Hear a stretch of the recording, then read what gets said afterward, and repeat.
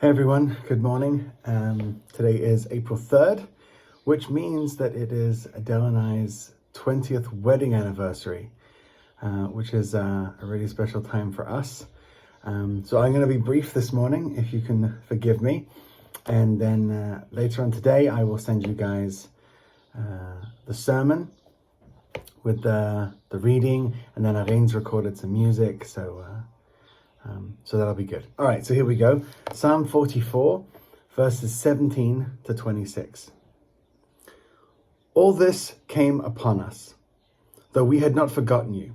We had not been false to your covenant. Our hearts had not turned back. Our feet had not strayed from your path. But you crushed us and made us a haunt for jackals. You covered us over with deep darkness. If we had forgotten the name of our God or spread out our hands to a foreign God, would not God have discovered it, since he knows the secrets of our heart? Yet for your sake we face death all day long. We are considered as sheep to be slaughtered. Awake, Lord, do you sleep? Rouse yourself. Do not reject us forever. Why do you hide your face and forget our misery and oppression?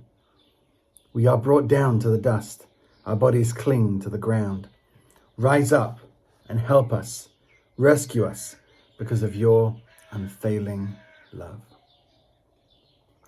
As you can tell in this part of the psalm, the writer has now got to a place where he feels as if he's keeping God's commandments. He's living by God's code or by what God has given him. And he doesn't understand why God is not showing up.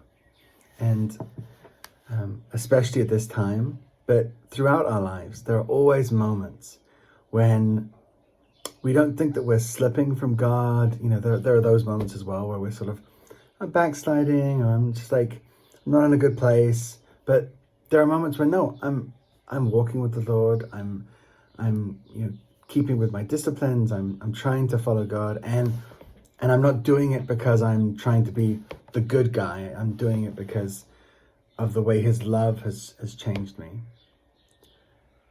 But yet God doesn't seem to be doing the things that we're used to him doing. He doesn't seem to be acting or moving or working in our lives the way that we're used to it happening. And it can leave us feeling empty. It can leave us feeling like God is not around and God's asleep. And so the psalmist cries out, awake, Lord. He's, I would almost sort of like act out all of these psalms because there's just so much emotion. But he's crying out to God, like, wake up. And, I think that, on a day when I'm celebrating an anniversary, you get very reflective. And I'm thinking back over the last 20 years, and there have been many moments where I felt like this, and I felt that God wasn't around. And I think what we are supposed to take from this is to remember that we don't only have those movements of God in our lives as signs that God is present. We don't have only our feelings as signs that God is present. We don't only have that sweet touch of God in our prayer time to know that God is present. We have the cross. We have the cross. And by looking to the cross, by looking to the resurrection, by looking to the incarnation, by looking to the Word of God, we know that God is present even when we don't feel it. We know that God is moving even when we can't see it. And sometimes being pushed away a little bit and left in the quiet is the way that God moves. So if you're having an empty moment in your life right now, I want to encourage you to know that you're not alone. And if you know someone who's going through an empty moment, you can send them this, or maybe you read Psalm 44 for them and talk about this. Because it's important to know that God never leaves us alone. Guys, God bless you.